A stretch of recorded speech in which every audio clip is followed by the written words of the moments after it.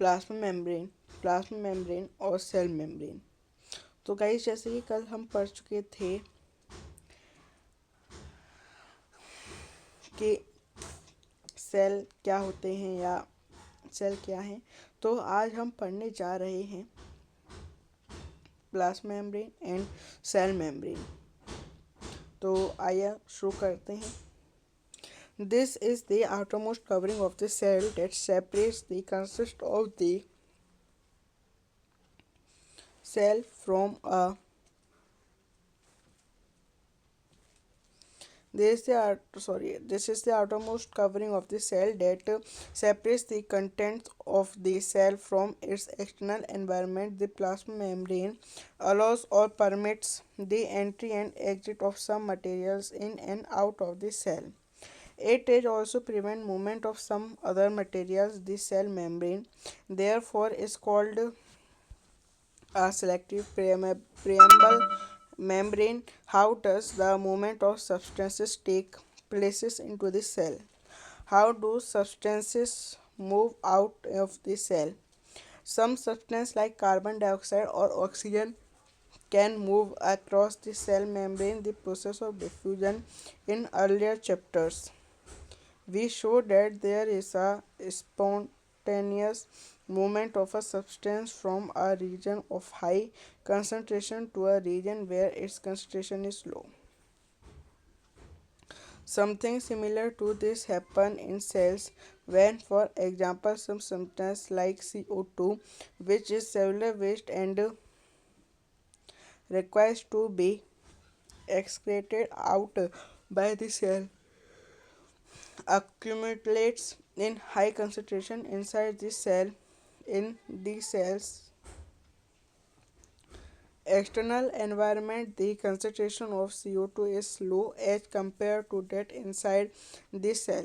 As soon as there is a difference of concentration of CO2 inside the outside of cell, CO2 moves out of the cell from a region of CO2 moves out the cell from a region of high concentration to a region of low concentration outside the cell by the process of diffusion.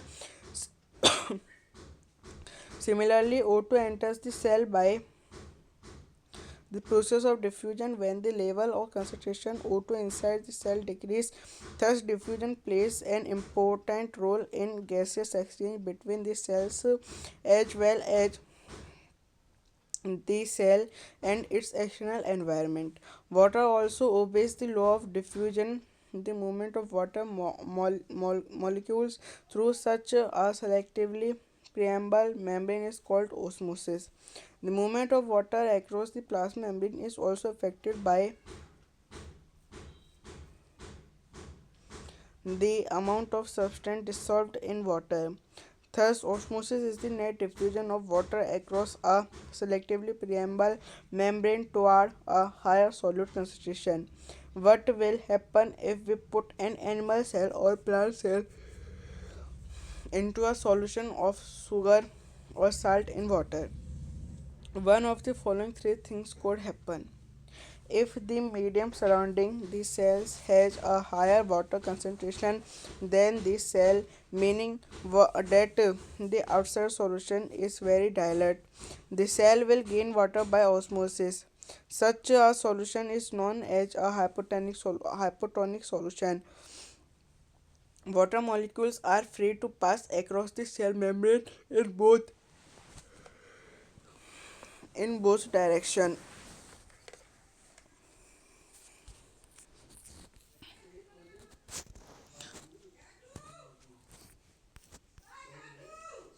But more water will come into the cell than will leave. The net overall result is that water enters the cell. The cell is likely to swell up. If the medium has exactly the same water concentration as the cell, there will be no net movement of water across the cell membrane. Such a solution is known as an isotonic solution. Water crosses the cell membrane in both directions, but the amount going in the in is the same as the amount going out. So there is no overall movement of water. The cell will stay the same size. If the medium has a lower concentration of water than the cell, meaning that it is a very concentrated solution, the cell will lose water by osmosis. Such a solution is known as a hypertonic solution. Again, water crosses the cell membrane in both directions, but this time more water leaves the cell than enters it. Therefore, the cell will shrink. Thus,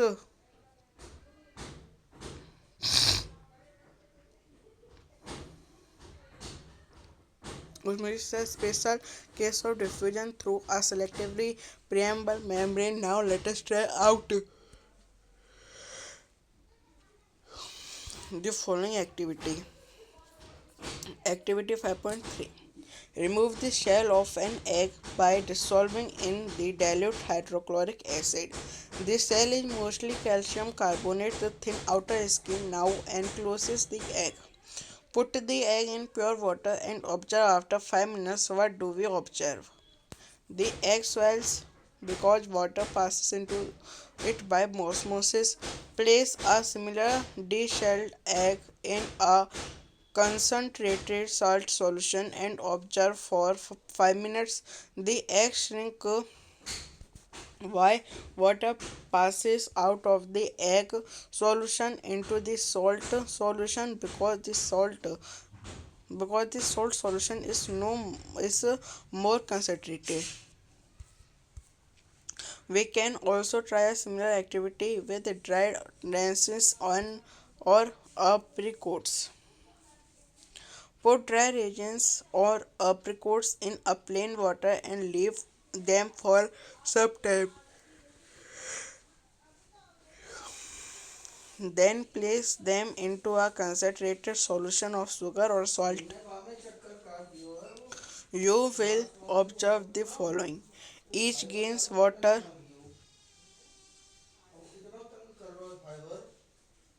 Each gains water and swells when placed in water. However, when placed in the concentrated solution, it loses water and consequently shrinks. Unicellular freshwater organisms and most plants tend to gain water through osmosis. Absorption of water by plant roots is also an example of osmosis. Thus, diffusion is important is in exchange of gases and water in the life of a cell. In addition to this, this cell also obtains nutrition from its environment.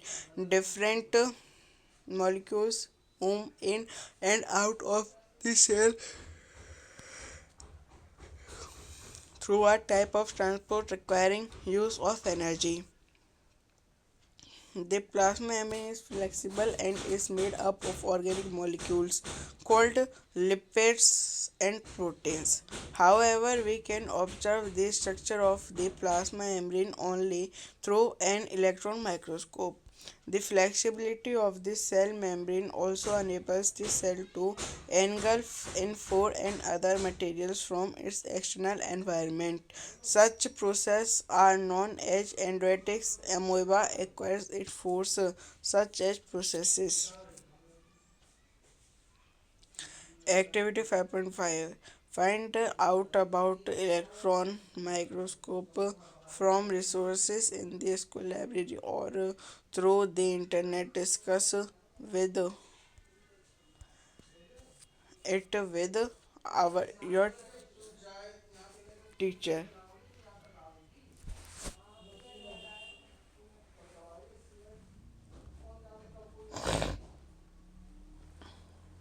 प्लेज्मा और अथवा कोशिकाएं झिल्ली।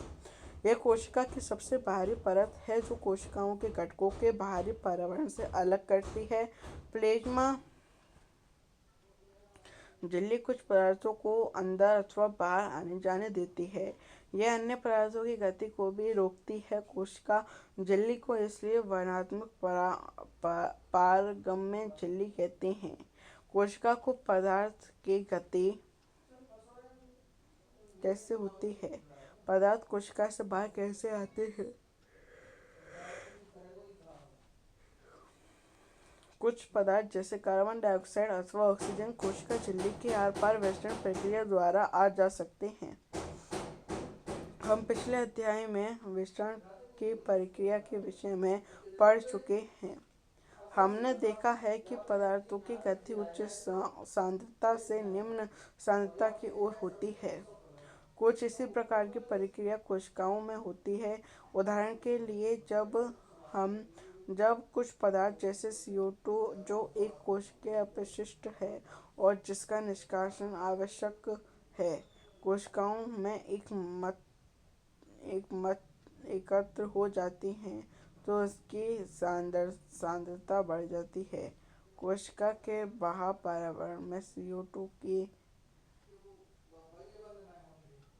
सांद्रता में कोशिका में स्थित CO2 की सांद्रता की अपेक्षा कम होती है, जिससे ही कोशिकाओं अंदर और बाहर सांद्रता से निम्न सांद्रता की ओर विसरण द्वारा कोशिकाएं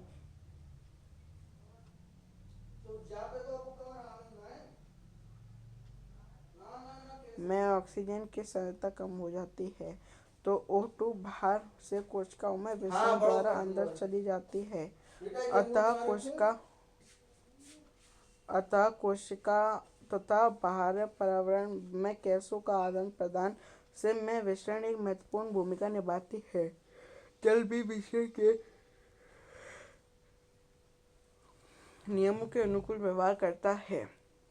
जल के अणुओं की गति जब विभेदक वर्णात्मक पारगमन झिल्ली द्वारा हो तो उसे परासरण कहते हैं।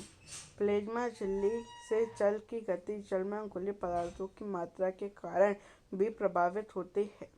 इस प्रकार परासरण की प्रक्रिया में जल के नेट विसरण एक विभेदक वर्णात्मक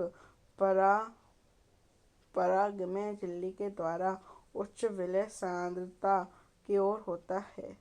यदि हम किसी जंतु कोशिका अथवा पादप कोशिका से शक्कर अथवा नमक के विलयन में रखें तो क्या होगा?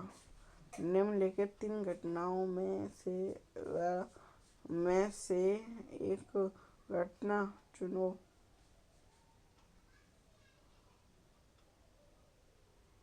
एक घटना हो सकती है यदि कोशिकाओं को तनु विलयन वाले माध्यम अर्थात जल में शक्कर अथवा नमक की मात्रा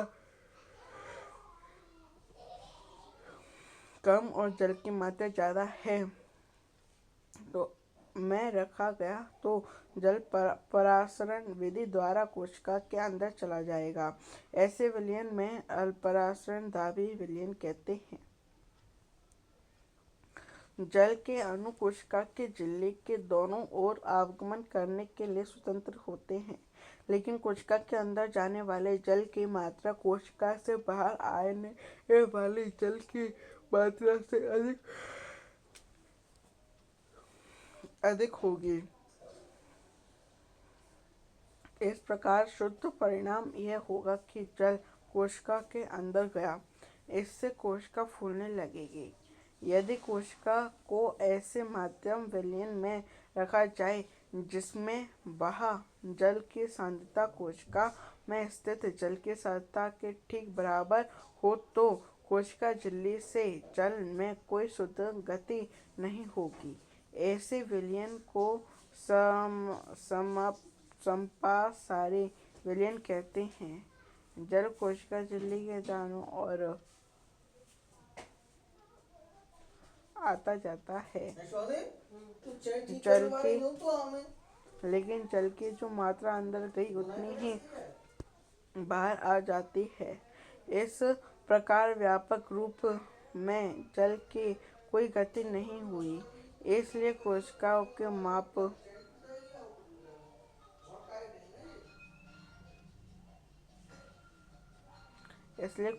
माप में कोई परिवर्तन नहीं आएगा। यदि कोशिकाओं के बाहर वाला विलयन अंदर के घोल से अधिक सांद्र है तो जल परासरण द्वारा कोशिका से बाहर आ जाएगा। ऐसे विलयन को आपात